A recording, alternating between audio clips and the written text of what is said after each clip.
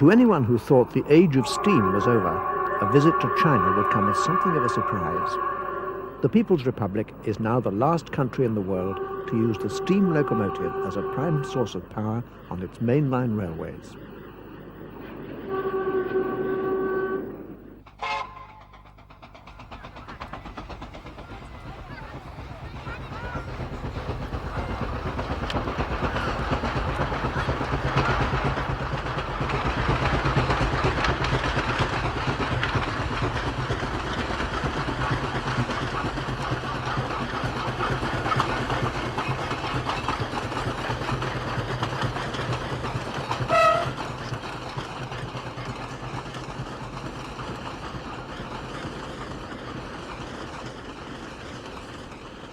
China's population being the world's largest, the volume of traffic handled is simply colossal. In 1994, the system carries just over 1 billion passengers and 1.5 billion tons of freight, figures that rise every year.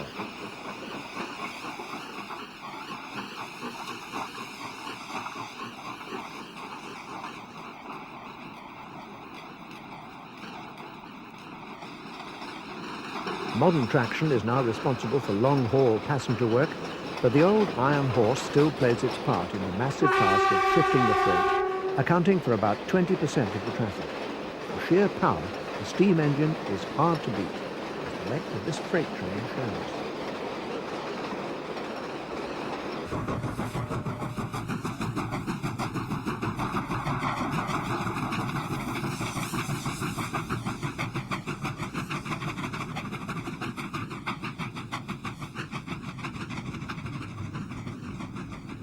Steam engines were built for the main line right up until 1988, when the Chinese were finally satisfied with their own home-built versions of imported diesels and electrics.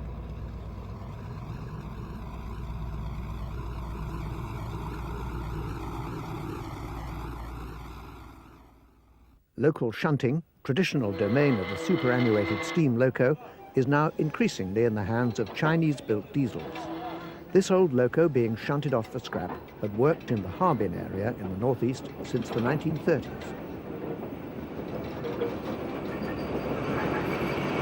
The diesel was a first-generation Chinese model, proudly lettered, "The East is Red."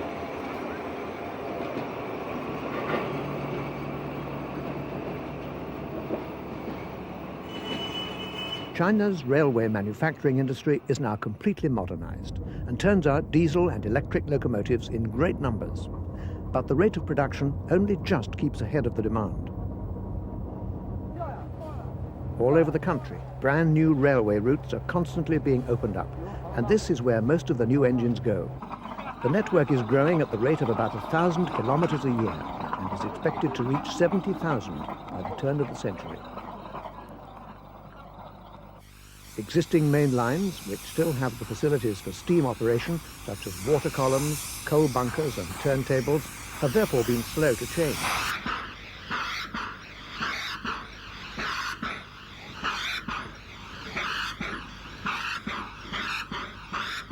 In these areas, an abundant supply of cheap labour and home-produced coal has tended to perpetuate a steam-age economy.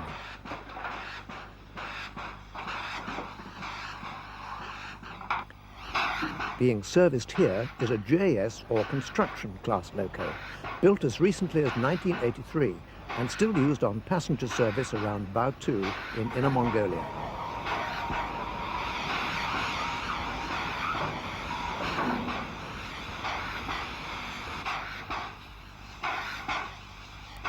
China's railways seem certain to see these, the last descendants of George Stephenson's rocket, still hard at work into the new millennium.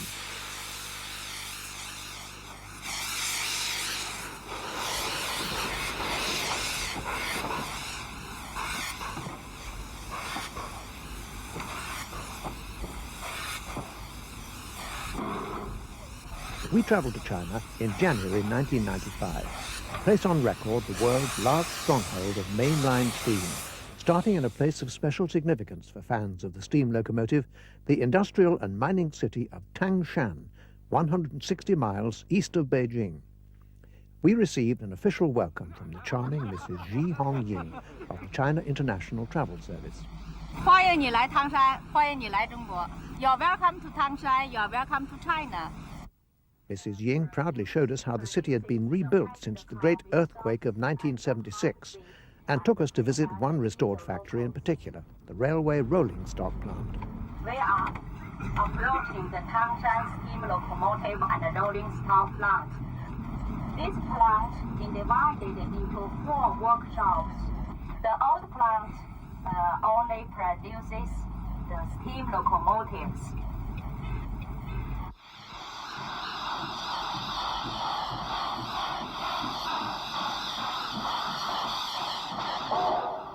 The national railways may have finished with steam engines, but they're still in demand by the Chinese coal and steel industry, and Tangshan is where they're built.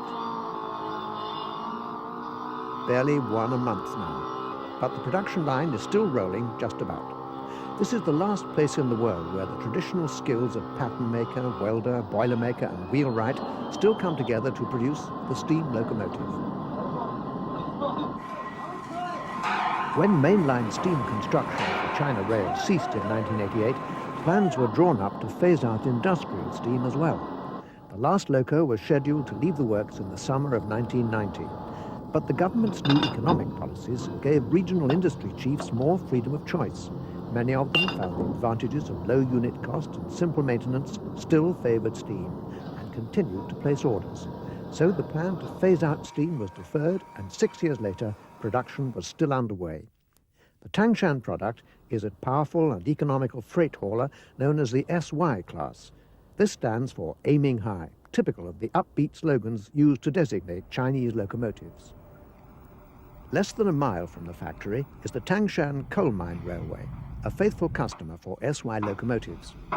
The mine manager is so devoted to his SY locos that he has customized one of them with the front-end decorations normally associated with big passenger locos on the main line. Number 964 was in fact being used for passenger work, but not in the normal sense. Early every afternoon, he takes a few battered old passenger cars down a short branch to number 2 pit to collect miners at the end of the morning shift. Some of the carriages in this rather basic train are little more than converted boxcars. Beneath its sleek passenger disguise, number 964 reveals itself to be just a rough shunting engine at heart.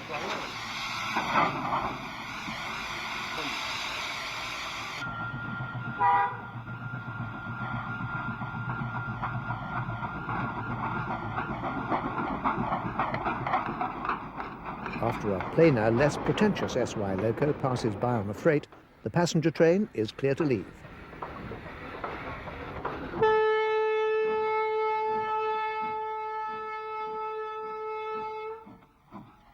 Chinese trains habitually carry rather ugly air horns, most unbecoming to a steam locomotive.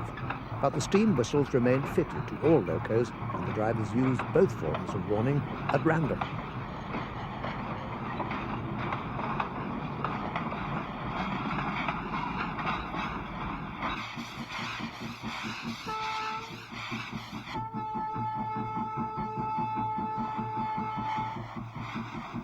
With characteristic Chinese punctuality, arrival at the mine coincided precisely with the mass exodus of the morning shift. This was a privileged trip for us, as this service only runs within the mine complex and is not normally accessible to the public.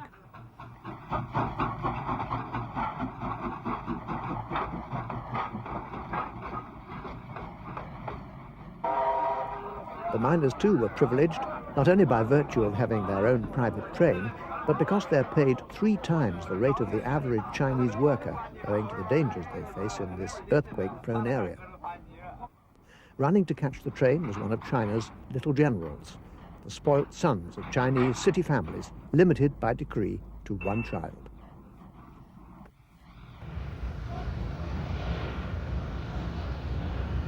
As the train returned to the junction, locomotive number 964 showed off once more its ponderous exhortations to construct, aim high, and be in all ways a model worker for the state. Such relics of the great leap forward are getting quite rare now. coating of grime over the slogans would never have been tolerated in the days of Chairman Mao. The next part of our journey took us from the capital Beijing westwards, through the province of Inner Mongolia to the edge of the Gobi Desert on a 6-day round trip. The first thing to strike you about Beijing main station is not only its sheer size, about double that of Grand Central in New York, but the presence of a constantly shifting tide of long-distance travellers from all over the country, enabling one to take in a complete cross-section of this country's vast population at a single glance. The trains are always full, and people unable to book in advance have to sit outside and wait, sometimes for days. An electronic display as high as the station itself keeps them entertained during their enforced vigil. They have little choice in the matter because there's no effective long-distance road transport in China, and only the wealthy can afford to fly.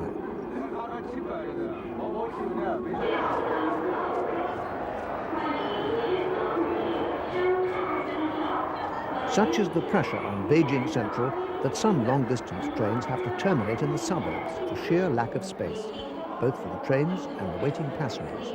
A new, even larger station is now being built in western Beijing. Whether it can take the strain remains to be seen. Foreigners travelling soft class can enjoy a brief respite from the crowds in a special lounge, but all other ticket holders have to wait in one of the departure halls. Train number 43 to Lanzhou is ready to leave, and the soft class attendant welcomes us aboard coach number 6, which will be our home for the next 20 hours. Our 2 diesel locomotives clearly demonstrate China's modernization program. One was imported from Germany in 1972, while the other, proudly placed at the head of the train, was Chinese-built in 1989, a year after they stopped making steam locomotives. Steam has long since disappeared from Beijing Central. In fact, visitors travelling by rail to the main centres of China nowadays are unlikely to see any steam engines at all, as many of the main lines have been rebuilt on new routes. The transport monopoly enjoyed by China Rail is all-embracing, including not just passengers or freight, but all the nation's mail as well.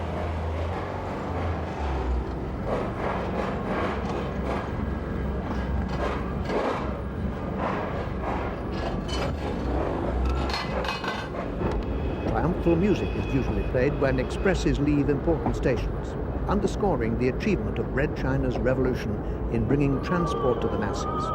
The Beijing yard, full of new diesel locos, is a further source of pride.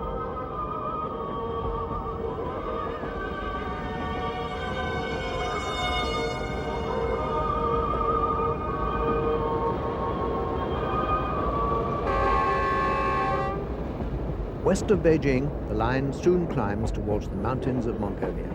Here, the famous Great Wall was built in the Middle Ages to protect the emperor's middle kingdom from the Mongol hordes. The railway up the pass gives us a grandstand view of China's most famous historic monument.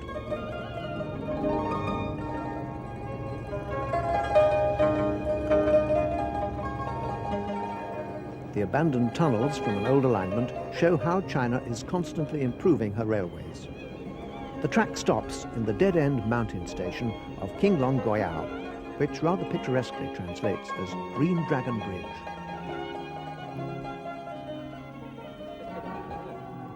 Here the train reversed, and our Chinese diesel locomotive was attached to the other end of our train for the long haul through Inner Mongolia.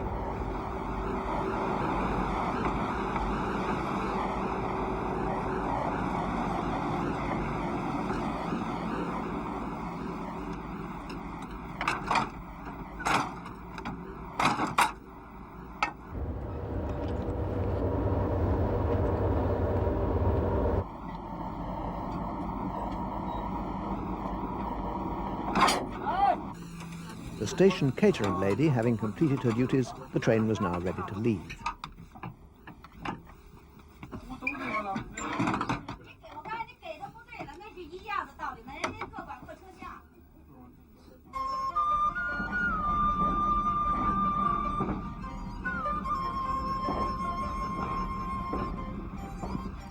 As we left the wall behind, we descended the hills through the Kangxi grasslands to the flat, featureless landscapes of Hebei province. But China is never lacking in interest. A large Christian church on the outskirts of an industrial town is typical of the surprises that greet the Western traveller in this bleak terrain. The wide plain between the Great Wall and the Yellow River contains many of China's industries, and one of these, a factory complex near Zhongwei, 5 hours from Beijing, provided us with our first glimpse of working steam locomotives since leaving the capital.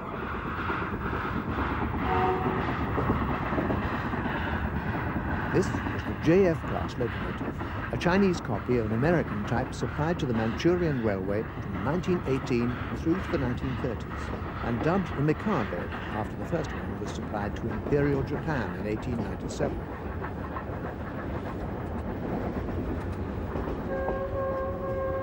The few remaining JFs are mostly in industrial service, and we were lucky to see one running, as most of its stablemates could be seen lined up ready for scrap, while a brand new diesel had already taken over some of their work.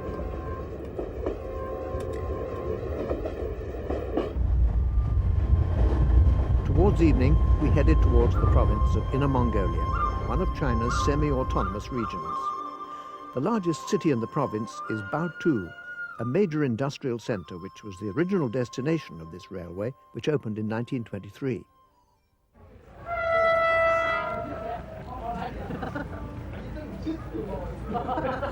Baotou was the first major centre of steam operation we came to after leaving Beijing, and this was the daily passenger train from Bayan Obo arriving at a halt on Baotou's outskirts.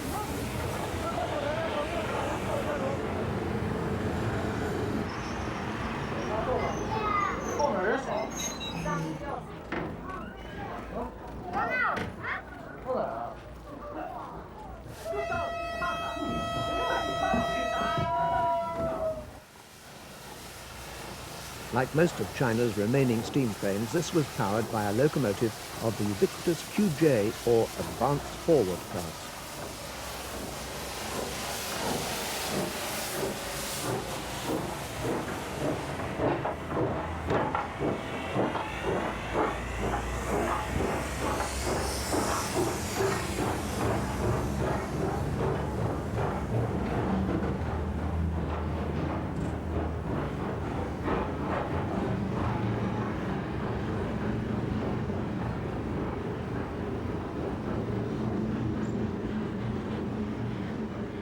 The halt served Baotou's locomotive depot, still home to around 50 steam locomotives despite the increasing number of diesels here. The QJ class of locomotive represents the last great success story in the history of steam. Its design was based on a post-war Soviet steam type introduced into China with Russian aid in 1956.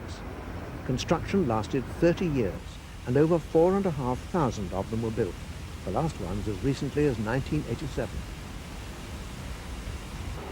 The class letters QJ stand for Advanced Forward, symbolizing the expansion of China's railway system from the 1950s onwards, a process still underway today. The 1,000 or so QJs built in the 1980s should see service at least until the year 2010, although the cab-side decorations of this locomotive leave one in no doubt as to the preferred mode of traction nowadays. The carefully chalked up notices for safe and efficient steam operation no longer seem to attract any attention. Just as the symbols of Chairman Mao's Great Leap Forward are starting to fade into memory, so too are the steam giants that powered the growth of the new China.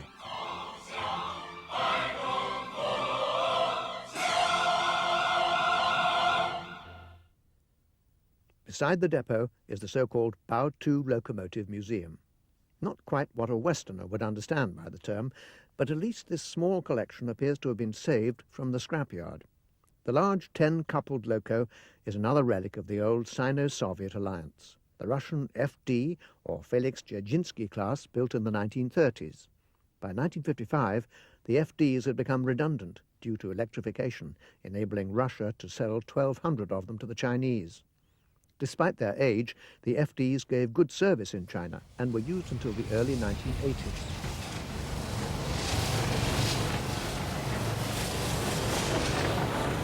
Their last stamping ground was the main line out of Nanking, where they hauled heavy freight northwards over the new Yangtze Bridge. These scenes were taken in 1976. Now it is the turn of the older QJs to be withdrawn, and 2 of them have been set aside for the Baotou Museum. Dominating the city horizon is the Baotou Iron and Steel Works, a major industry set up by the Russians in the 1950s when Soviet influence in China was at its height. Now expanded by the Chinese, the complex is over 3 miles long and possesses a substantial internal railway network, mostly steam-powered. The familiar outline of one of Tangshan's SY locos comes into view, hauling cauldrons of slag to the tip on the city's outskirts.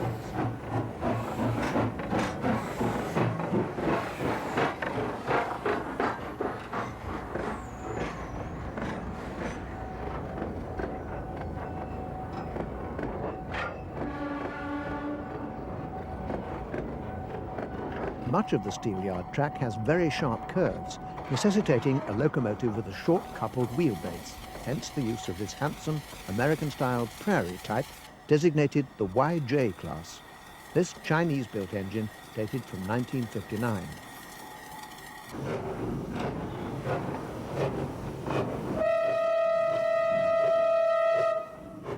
The regular task of the YJs is to propel billets of molten steel into the cooling sheds.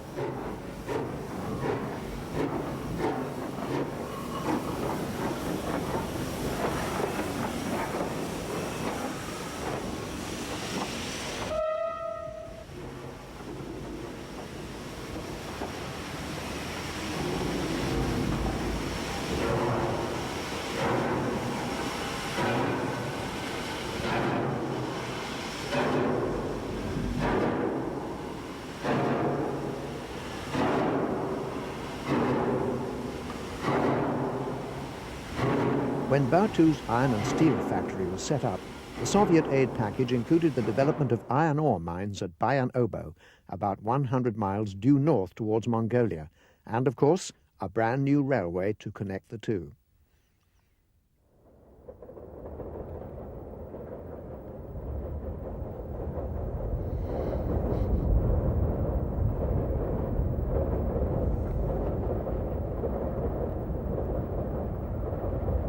Every day, around 20 trainloads of iron ore speed southwards to Baotou to keep the furnaces supplied.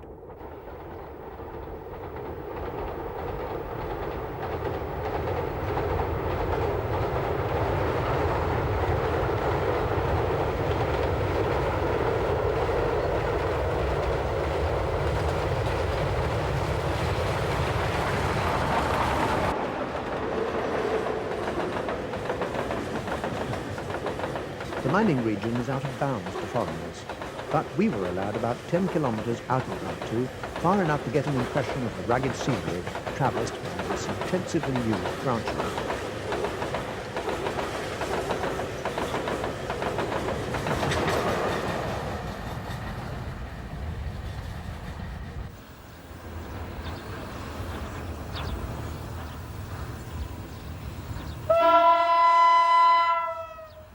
From the tunnel at Kunao-sun, the grade dropped sharply down towards Baotou, and the engineer of the daily passenger train shut off steam as he started his cautious descent.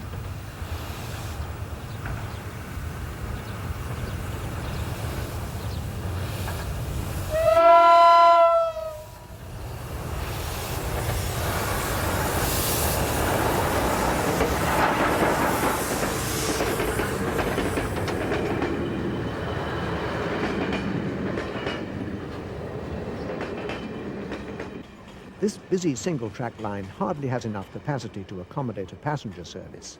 A steam-powered freight could be seen impatiently awaiting the passenger train in a passing loop lower down the valley.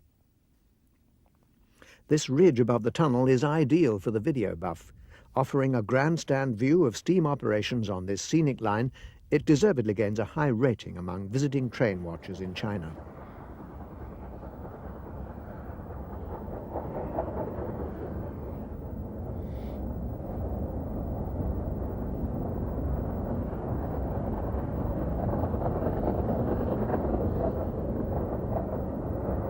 This is a typical mine railway, with the downhill grades favouring loaded trains. Although all the trains going uphill are empty, the gradients are so steep that the locomotives have to be driven at full power to get their trains of 24 heavy steel wagons up the grade to Kunao-Sun Tunnel.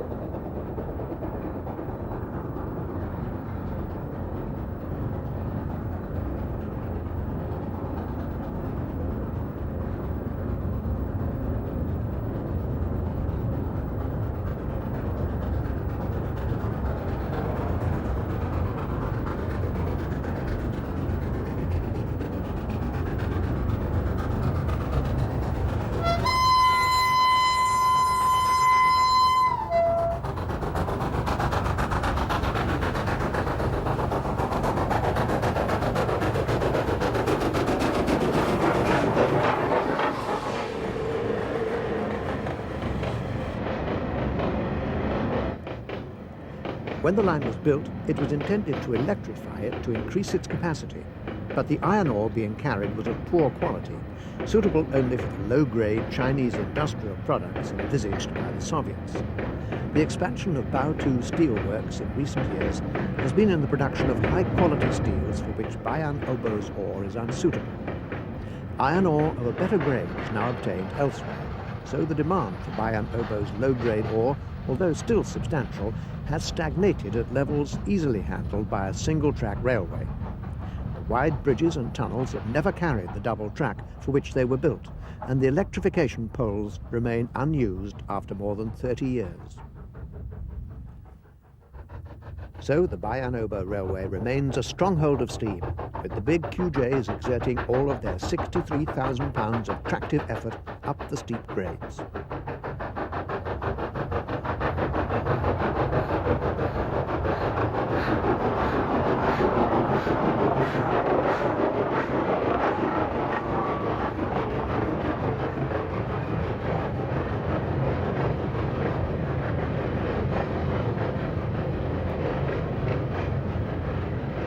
The extent of the grade could readily be seen as another QJ tackled the last few meters of the climb to Kunao-Sun before levelling out in the tunnel.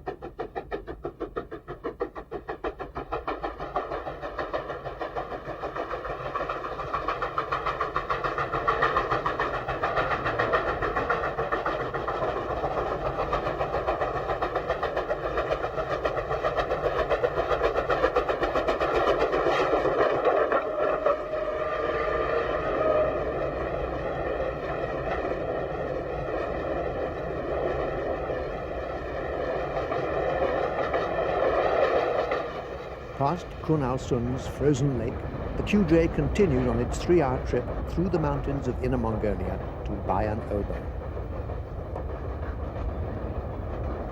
Having looked at the railways of the Baotou area, we resumed our journey westward. We turned out in the small hours of the morning to be entertained by some energetic steam chanting while we waited to catch train 43.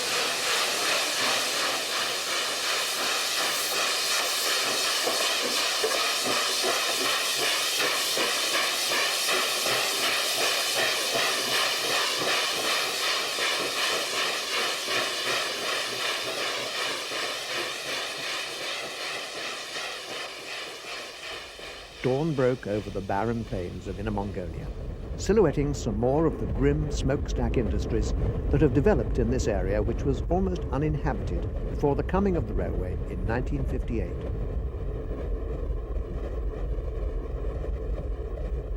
We then crossed into Ningxia province and stopped at the capital, Yinchuan.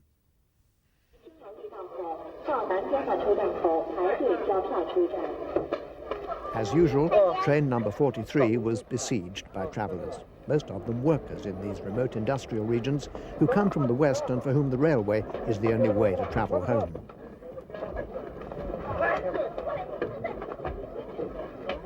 We were glad to observe fresh food supplies being taken on board by the restaurant car staff, on whose services we would depend for the day ahead. Before returning to the comfort of our soft-class carriage, we took a quick look at the front of the train to see what our locomotive would be. Our delight at finding one of the big QJ steam locos backing onto our train was, however, slightly marred by an overzealous railway policeman. He seemed to consider this a quite unsuitable subject for a visitor's camera. While he turned his attention to another photographer, we had just enough time to savour the rare sight nowadays of a steam locomotive preparing to haul an express train.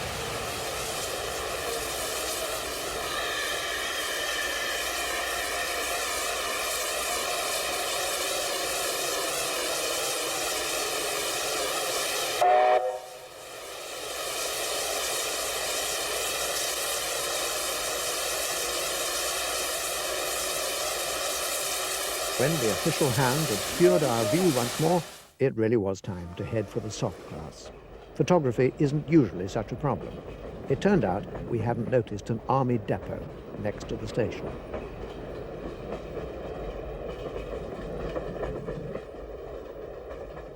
As we passed the station yard, the character of our journey began to acquire the atmosphere unique to an all-steam railway.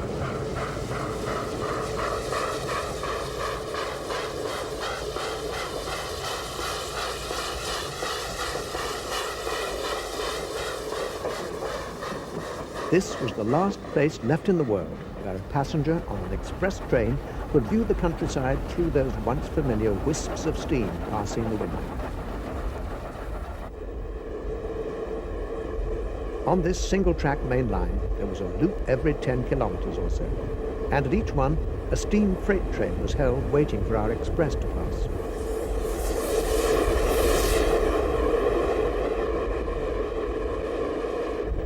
As one contemplated this bleak and cheerless landscape, it was comforting to know that the restaurant car chef was working hard to make our trip an enjoyment.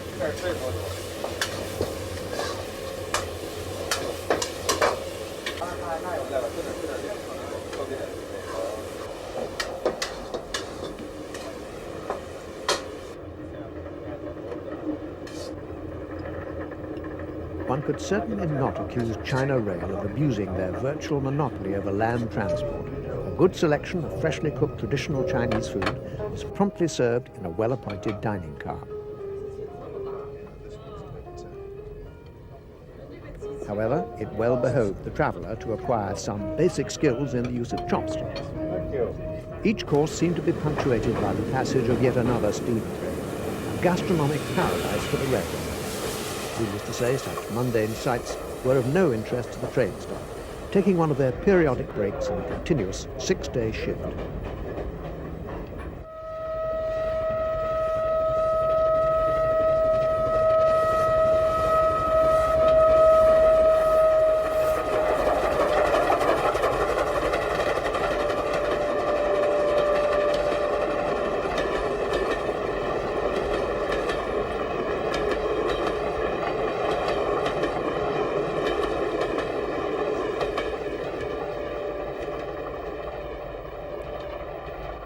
The hard-class passengers, comprising 95% of those on board, were not doing too badly, considering the very low fares they were paying. The sanitary facilities may have been rather basic, and the seats hard, but at least there was enough room for everybody, owing to the strictly enforced ticket controls that prevent overcrowding.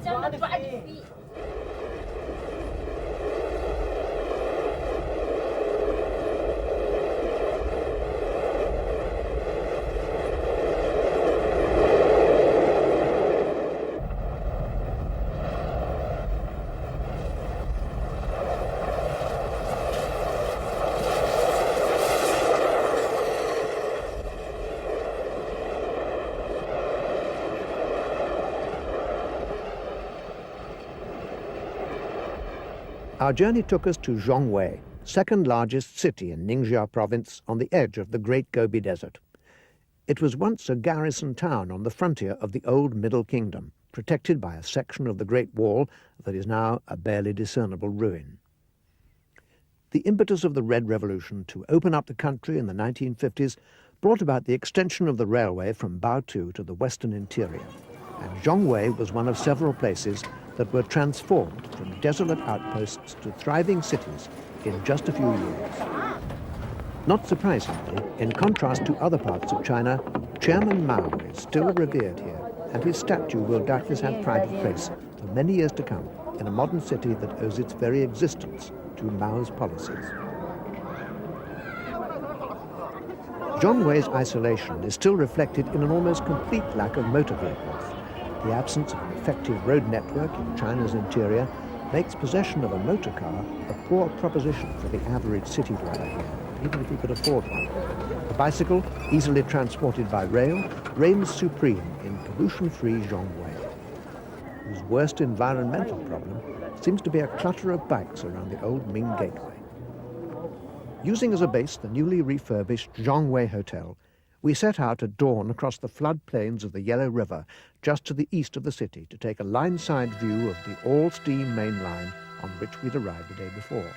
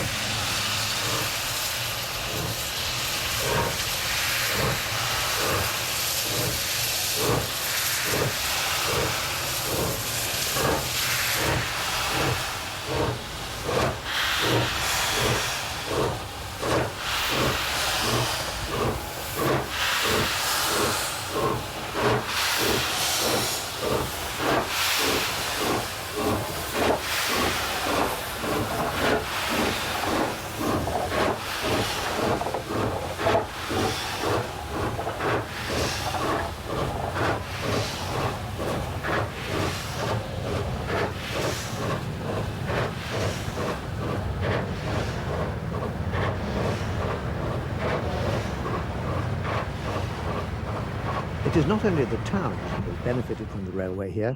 In the rural areas, villages have sprung up all along the route.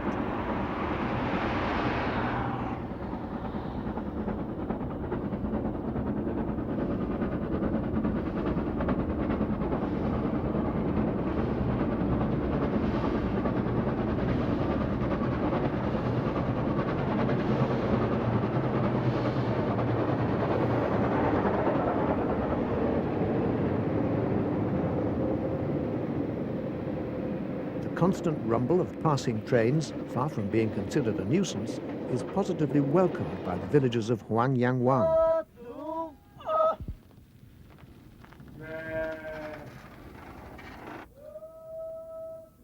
The railway brings everything they need, including regular supplies of tofu, the processed bean curd that is part of the staple diet of the Chinese.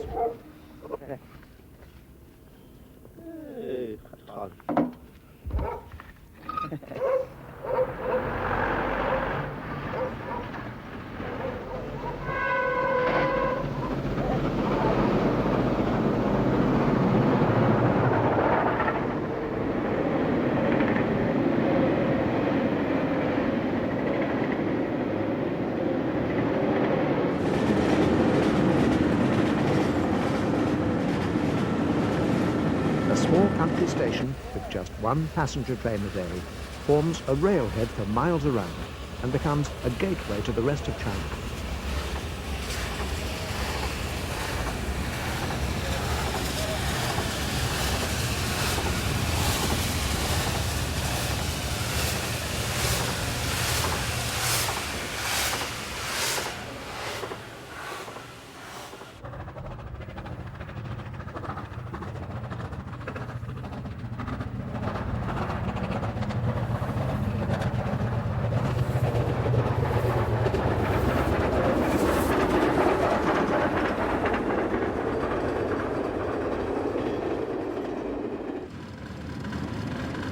Local roads are still very poor, but at least the people can make better use of them thanks to the tractor units brought to the area by the railway.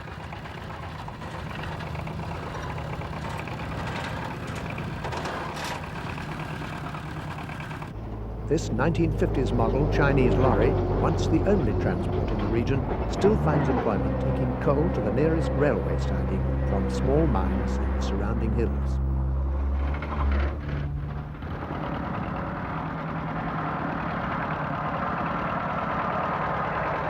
The railway also provides work-fetching stone to widen the foundations of the railway. A second track is needed to carry extra traffic toward the opening of a new line in the far west, linking China by rail to the Central Asian republics. This single-track provincial railway through Inner Mongolia is about to be transformed into an international east-west overland route that bypasses Russia in direct competition with the Trans-Siberian Railway.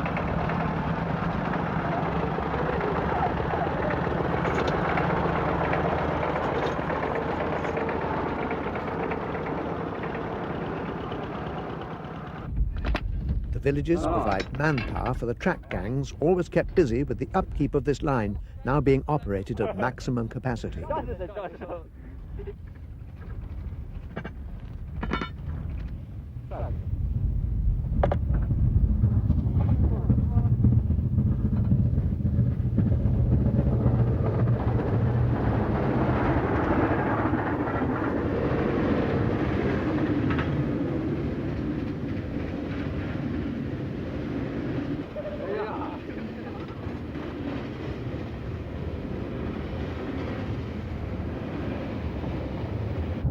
While the line is still single, the enforced waits at passing loops give the train crews time to carry out routine checks on the locomotives. This will become an unacceptable source of delay once the line is doubled, so diesel traction is expected to take over soon as a prelude to eventual electrification.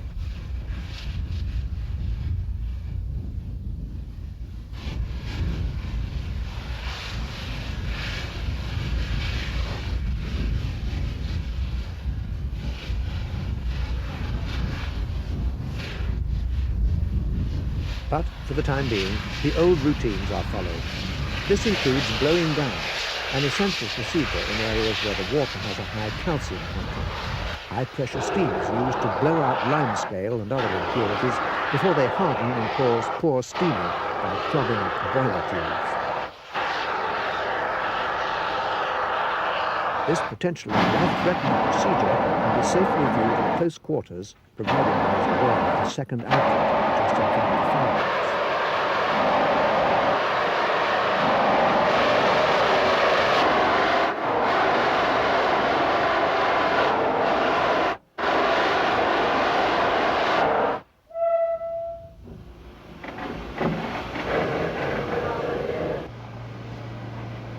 After blowing down, a few minutes are needed to restore the steam pressure, allowing time to finish checking the oil levels.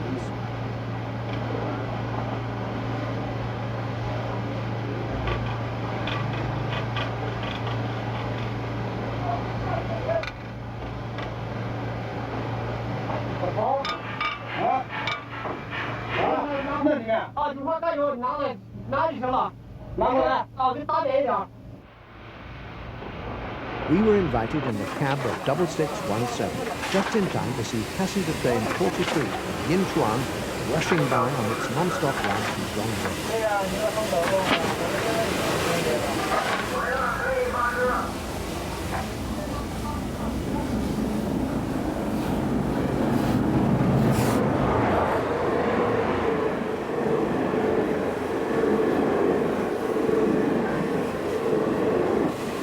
Thanks to our tour guide, Mr. Zhang, we were able to stay in the cab for a ride to the next station and experience at first hand the excitement of genuine steam railway, without of which was long since vanished in the West.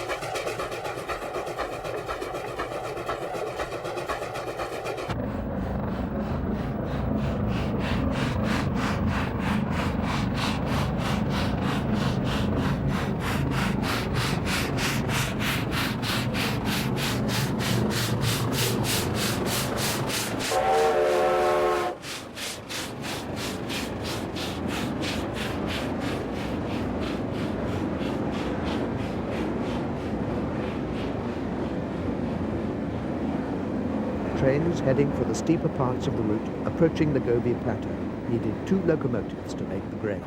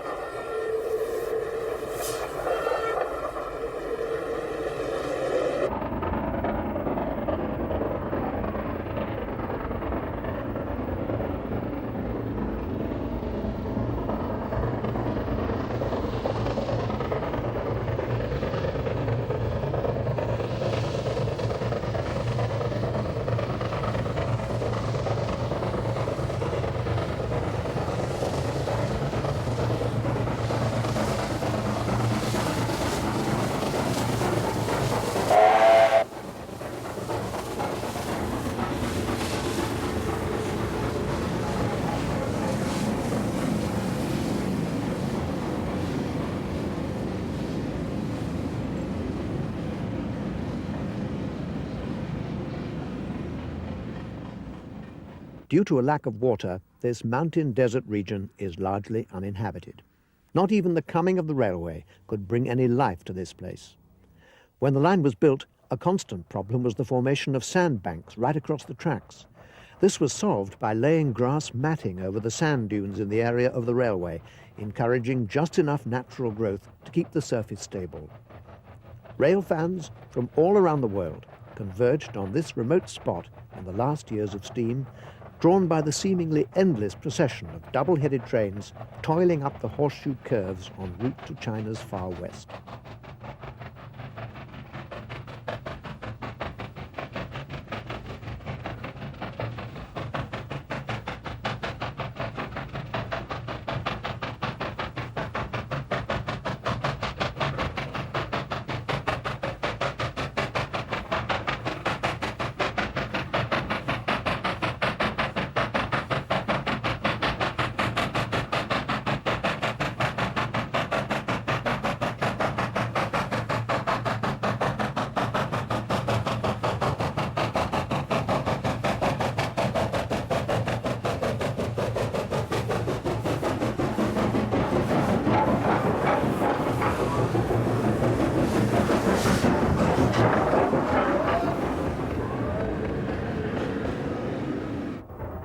The long climb from Zhongwei to Gantang has now been electrified. But for the steam fan, all is not lost. The powerful QJ-class steamers are considered too valuable to scrap. So most of Zhongwei's locomotives have now been transferred to a new 800-kilometer trunk line in the north of Inner Mongolia. So, scenes such as this, now no more than a memory in the Great Gobi, can still be witnessed elsewhere in China. A remarkable feat of endurance for the world's oldest form of mechanical traction.